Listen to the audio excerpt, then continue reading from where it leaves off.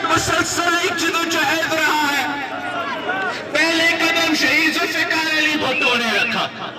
शहीद जुल्फिकार अली भुट्टो ने FCR का निजाम का खात्मा किया, राजी निजाम का खात्मा किया और गिलगित बल्तिस्तान के अवाम को आजाद करवाया। फिर शहीद मोहतरमा बेनजीर भुट्टो ने यहाँ के अवाम को हुकूक दिए, यहाँ के अवाम को काउंसिल दिया, यहाँ के अवाम के मसाइल हल करने की कोशिश की।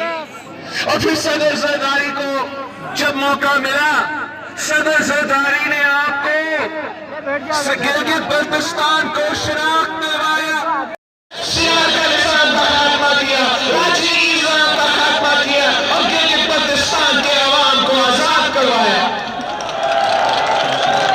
फिर शहीद मोहतरमा बेनजीर भुट्टो ने यहाँ के अवाम को हुकूक दिए, यहाँ के अवाम को काउंसिल दिया, यहाँ के अवाम के मसाइल हल करने की कोशिश की।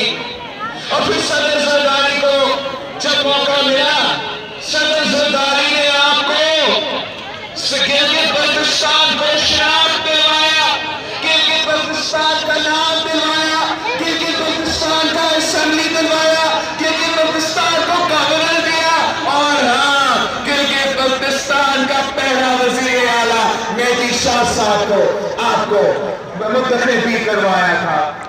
मैं मेहदी शाह साहब को, साबिक वजीर आला मेहदी शाह साहब को बाबा रोजगार कहता हूं।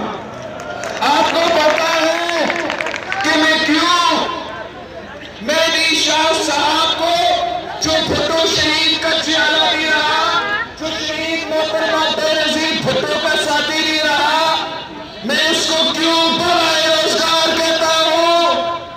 वो इसलिए कि अपने दौर में उस सूबे की 25,000 नौजवानों को रोजगार दिलवाया था।